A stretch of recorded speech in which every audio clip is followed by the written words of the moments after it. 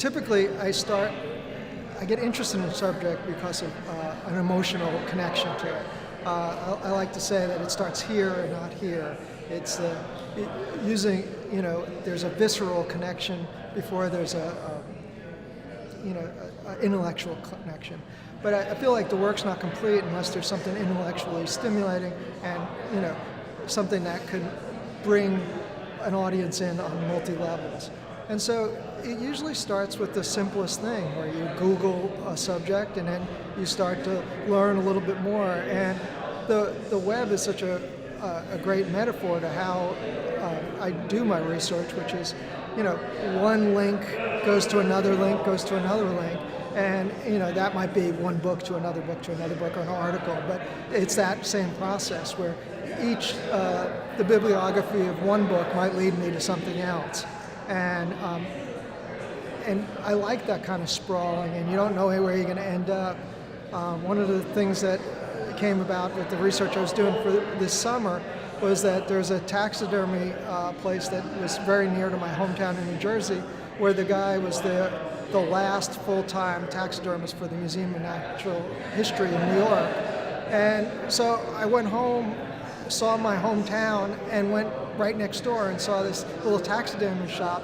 That somehow there was this weird connection with, I felt very at home in that space. Never would have known it had I not done this animation. And I don't even know if it comes out in the work, but there's something that makes the work for me much richer. Every year we would go to the Natural History Museum on class trips. That was just a staple of growing up in New Jersey. You were on the bus, you drove into the city, and when I was there, I just remember real clearly all my classmates wanting to go see the dinosaurs. And I didn't dislike dinosaurs by any means, but for me, I always gravitated towards the dioramas. And particularly, I mentioned it in the talk, the diorama called the forest floor diorama, which was just basically giant plastic bugs on fake foliage, but huge. It was like Honey, I Shrunk the Kids. And I remember just being so mesmerized by that. And it was fun to come across that again this summer. The way in which Kingdom Under Glass talks about a kind of narrative. I mean, much of my work has a narrative that is either implied or directly sort of plays out. The narrative that is in Kingdom Under Glass is in some ways outside the paintings, because they're recognizable. If anyone who's spent time in the Museum of Natural History recognizes these dioramas for what they are. And then the question is, like, why am I interested in that, and what am I bringing to it that's different than going to the Museum of Natural History? And so I think for me, it's sort of like it piggybacks on the fact that it's recognizable. The other thing is, in a lot of the paintings, there's a specific barrier between you and the animal or the enclosure that is also painted into it. So, like, for instance, the rhinoceros that's behind me is encased.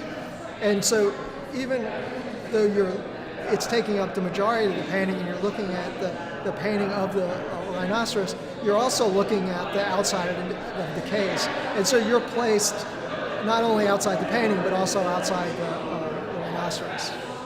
I'm not certain that every artist has to communicate in multiple ways, but for me, I feel like I have such a broad range of what I'm trying to say, and I don't think one medium allows me to say it in the way that I'm interested in doing it. So over the years, I've learned to sort of come up with what I'm trying to say and then figure out how I'm going to say it. In some cases, I'm learning new media for a given project. For instance, the corrugated tank piece, I never had worked with cardboard before I did that. There was a piece that I did years ago where I made a 10-foot duck, sewn duck, and I had never sewn anything before, and here I am sewing a 10-foot duck.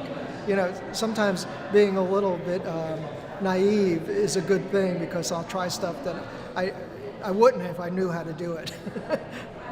What I hope Georgia Southern students take away from the show is the things, the way that I work is kind of twofold.